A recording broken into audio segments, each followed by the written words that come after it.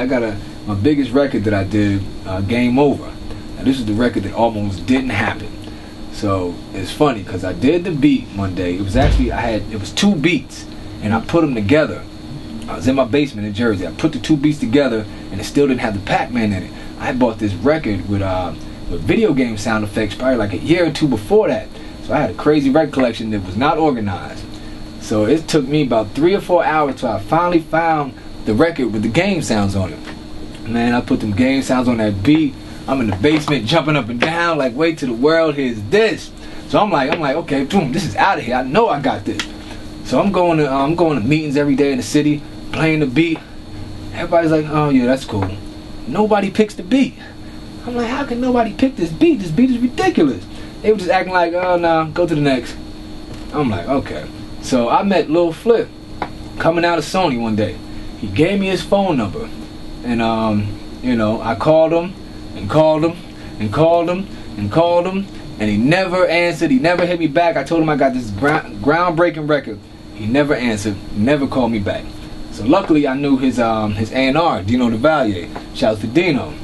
So I went to Dino. I played the beat. This was the first person that was like, wow, that's something. That's gonna be out of here. Dino was like, look, I wanted to get it to 3-6 Mafia because they were also on Sony. Dino was like, no, I'm gonna get it to Lil Flip. I'm like, man, I've been calling that dude Lil Flip every day. I was like, I don't even really like him like that, you know. I wasn't really familiar with his music. I put it like that. But you know, he was like, well, you know, Flip would probably do it. I'm like, all right, you know, I'm hoping for like a huge name artist to jump on it. You know what I mean? I wanted it to be out of here. But I was like, you know, I gotta settle for you know what's coming to me, and he might do it and make it hot. So Dino was behind it 100%. Dino goes to Flip. Flip's like, nah, I don't want to record that record. Dino's like, what? He asked him every day. And he was like, nah, that's not for me. So Dino finally had to give Little Flip an ounce of weed and a bottle of Hennessy. Set up a studio session. He said, look, man, I got you an ounce of weed and a bottle of Hennessy. Please come to the studio and record this record. So, you know, every day Dino's giving me the play-by-play. So at first I was excited. Then I wasn't excited because he wasn't going to do it. Now I'm excited again because he's supposed to go into the studio to do it. So boom. He goes and records the joint. Dino hits me. Now I'm excited again. He's like, yeah, record it. We got it. It's dope. I'm like, okay, wow, my life's about to change. Next thing you know, he's like, Flip's like, no, I don't like the record. I don't want to put it on my album. Now I'm back like, oh man. So like, you know, my household, I'm going from telling them good news, you know, my ex-wife going from telling her good news to bad news, the good news to bad news. So she's going up and down. You know, women get emotional. So this actually broke up my relationship because it was so crazy. It was such an emotional roller coaster for both of us. So boom, he said he wasn't gonna put it on his album. Then the next couple days, all right, I put it on the album. Dino's like, no, we want it to be a single. He's like, nah, I don't want it to be my single. We're just gonna put it on the album. So I'm still going up and down. Dino's like, no, it's gonna be the single. Flip's like, no, it's not. So what Dino did was, Dino actually leaked the record to all the DJs because he was like, look, this is gonna be his single. You know what I mean? He might not know it is, but I'm gonna make sure it's his single. Dino leaked the record, and that's how it really became the single. So that story doesn't end there. Next thing you know, Flip calls me. He's like, yeah, I want you to give me 25% of your publishing. I'm like, give you 25% of the publishing? He's like, yeah, I'm Lil Flip. You got to give me 25% of your publishing. I'm like, no, I don't. You know what I mean? I didn't have no big name or nothing, but I knew the business. I'm like, I don't have to give you anything. So now we're negotiating. I'm like, I'll sell some of it to you. So we negotiated a little something. I sold him a percentage of my publishing and everything. And you know, I got, for that beat, the advance, I got $25,000 for that beat. You know what I mean? For the advance, 25000 for that beat. You know what I mean? And that was the advance.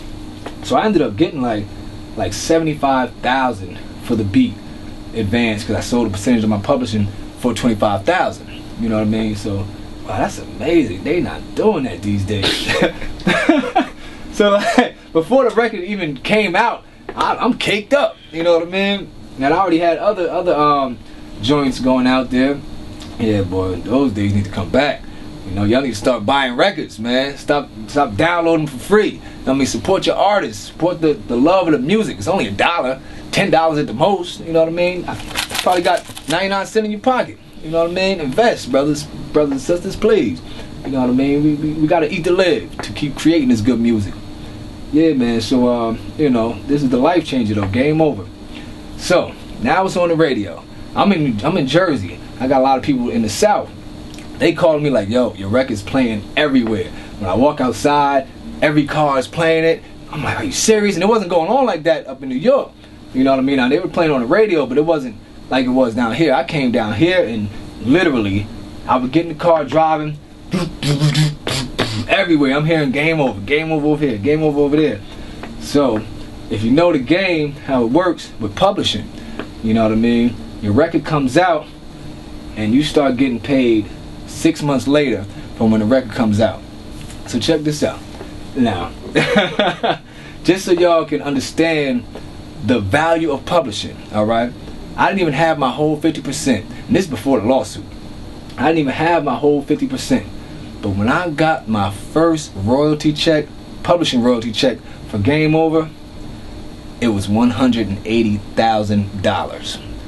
That was the first publishing check for the first quarter. So imagine the next one, it got bigger and got bigger. So when y'all, you know, just selling your beats for $500 and outright not getting your publishing, that's why Birdman is riding around in a Bentley. You know what I mean? And then you still taking a bus.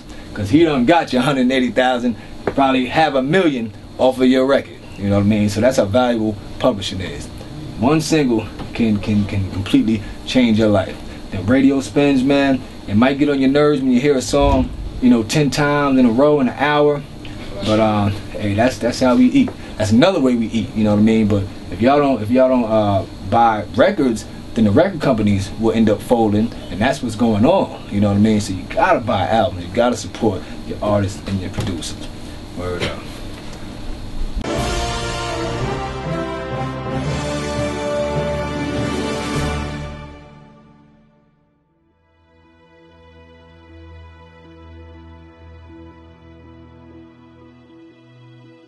What's your definition of an independent woman?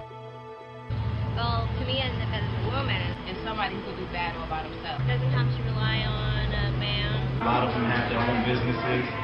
My future depends on me. You can leave them and it won't be no deal because you can still do everything you're doing before that. I think that a lot of women thinks it means not needing anybody, and I think it means the opposite. I don't think a woman should define herself as independent by social status or economic class. You don't have to remind him you're making more money. You're not gonna sit down and let me work all day. As long as he's pulling his weight. For me, it's not the dollar amount when it comes to a relationship. It comes down to the ambition of your man. And if it's about a partnership, then really, you give a shit where the money comes from. You can make less than me, that's okay. That's what she says. You know, a person who's a money status, I look at them as a prostitute to labels, a prostitute to material, a slave to cash. Why is it always like a double standard for a man to be a little cocky with his when a woman, she has to be extremely humble now that she has the money? I don't think that's fair.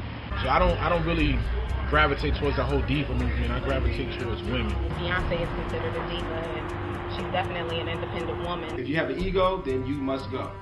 Period. Be a power couple. What's wrong with that? Why can't we have power couples? You have, a married woman can say, I could be independent. I could sit on my own 2 feet. I choose not to take care of myself by myself. I choose to have somebody.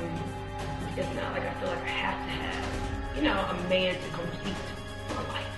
You know what I mean? I think he should be an addition. I mean, she's independent. She would be able to sustain without a certain level of stability for herself without me. You know what I'm saying? I compliment her and I add to that. It's not about, okay, this is what I got, this is what you got, That tends to draw competition. With independent women, it's kind of tricky. I feel like I hear that a lot of independent women are getting stuck up more and more as the years go on. They're losing their feminine side. They're going into the realm of being a man. To find somebody and to find love, you have to be willing to accept the person for who they are. Like, if you think that you're going to dominate, everything and just tell me and be in control of something, then there's no leverage for me to grow. If he's not thinking that he doesn't have to be independent as well, then he probably, I don't know, I can't stipulate on what he's thinking. We need to create a way for these relationships to work, and people to have expectations of what they could expect out of someone else. Women say, I work. First of all, we go into relationships saying what they ain't gonna do instead of what they are gonna do. I work too, I'm not gonna clean up, I'm not gonna do that. Well, you know what, I work. So that don't mean that if your car break, I'm not supposed to fix the car, I still gotta cut the yard. If the burglar break in, I still gotta go get the burglar, and I work. Want equality, which is what we say we want, then go ahead and own up and accept it. On this side, we're a team, and I need for you to be a man and do what a man is supposed to do. And then, but having the man role, we're looked at as if we're probably, gonna instantly try to use. We have the negative factor always down there. Necessarily controlled by her man, but she can think she can support him the way she needs to. And she wants a great man in her life, but you know what? She's not going to go down, go chasing one. Defend themselves and their thoughts and their ideas, speak up. The attractive thing about a woman or a man is when they can say confidently who they are, whether it fits the norm or not. To me, that's independence. No such thing as an independent woman, because we're all dependent upon each other.